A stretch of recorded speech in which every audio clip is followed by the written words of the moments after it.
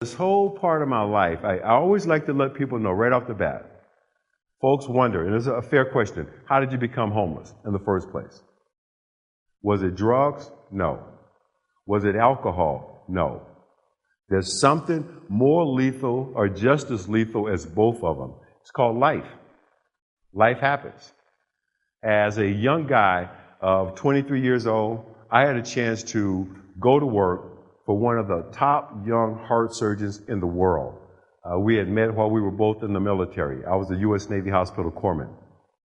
Dr. Robert Ellis had been trained by two pioneers in cardiac surgery, Dr. Denton Cooley and Dr. Michael DeBakey at Texas Children's Hospital in Houston, Texas. So for me to have a chance to go to work for and to become the protege of someone of that caliber in science and medicine was huge. I was 23 years old, single, no children, had a chance to move to San Francisco. I took the job for $7,500 a year. Dr. Ellis and I worked together for 4 years. We co-authored and published numerous articles on the preservation of myocardial high-energy phosphates, work that I'm told is still significant today. About this time, I met, fell in love with, moved in with, and had a child with this beautiful woman who had just graduated from the University of California Dental School. Becoming a parent for me was the most important, precious, and loving thing I'd ever been a part of in my life. I was one of those little boys who grew up without a father. Not just without a father, but with a stepfather who was fond of reminding me at every opportunity he got, I ain't your daddy. You ain't got no daddy. With a few other words thrown in there, trust me. I made a decision at 5 years old. I didn't know what a commitment was. I kind of knew what a promise was. I promised myself at 5 years old, when I grow up and I become a man and I have children, my children are going to know who their father is. No one's ever going to be able to treat, talk to, or terrorize my children like this. I made myself that promise at 5. So 23 years later, at 28, I became a parent. So now it was time to walk the walk. And becoming a parent for me, it wasn't just some biological extension of the bloodline. There was a whole lot of stuff that came with that. I had worked my way up to the top of the food chain at the university. I'm now making $17,500 a year. My ex had not passed her boards. She couldn't practice dentistry. I'm the breadwinner. I had to forget about science and medicine. I had a family to take care of. I went into sales. I began selling scientific equipment down in the valley, 40 miles south of San Francisco. The computer industry was in its infancy, and I started selling scientific equipment. Big guys in that business made $80,000 a year. We had this one guy, I'll never forget him. His name was Ray Moss. He made $80,000 a year, and he used to walk like he was the NBC peacock, right? Just because he made 80 grand a year. And I remember thinking, man, I want to walk like that. One day, I was at one of my accounts, San Francisco General Hospital, where there's never any place to park. I see a guy that represents the beginning of my life beginning to change. I didn't even know it. Sharpest guy I'd ever seen in my life. No flash, no BS, just sharp. And he was driving this gorgeous red Ferrari. He's looking for some place to park. I go over and I say to him, you know what? I'm coming out. You can have my parking place, but I got to ask you 2 questions. The 2 questions were, what do you do? How do you do that? Turns out this guy was a stockbroker. And he was not just a stockbroker. He was one of the top institutional salespeople on Wall Street, and he was making $80,000 a month. Now, I'm not the smartest guy in this room, but I'm pretty good with numbers. And I figured that out. One guy was walking around like the NBC peacock.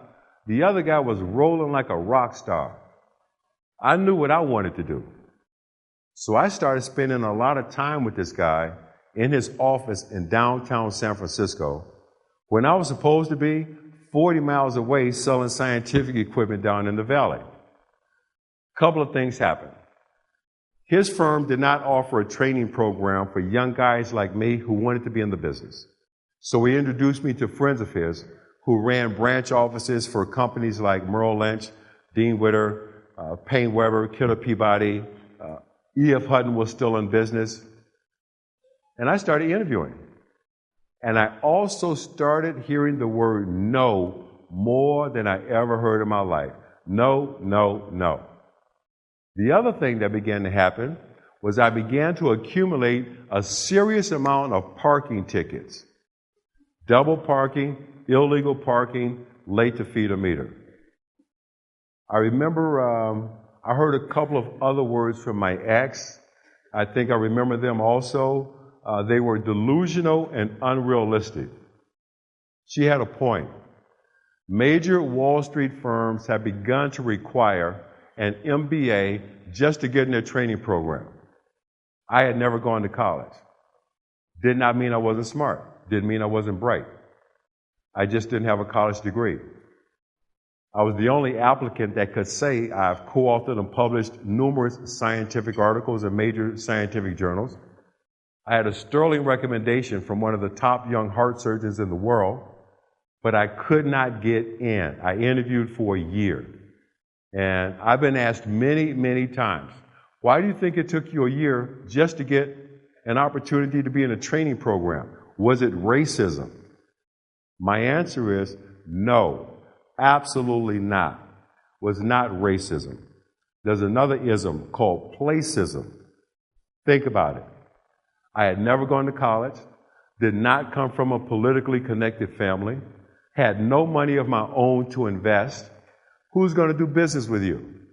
That's placism. That could affect anybody in this room. But I kept coming back. And I kept coming back for one reason. My mother.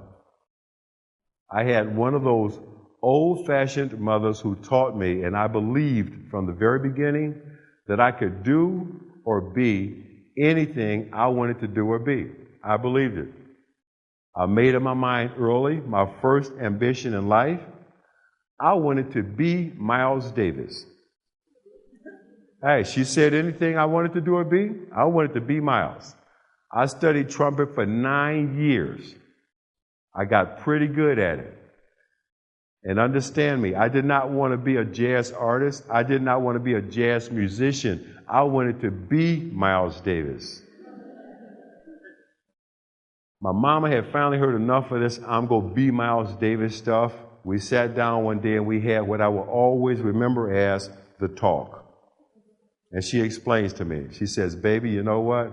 You're pretty good with that thing, but you can't be Miles Davis. Ain't but one, and he got that job.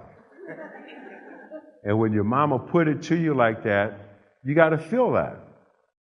And I had to look at the facts. I mean, look, at 18 years old, Miles Davis was in New York City playing with Charlie Parker and John Coltrane.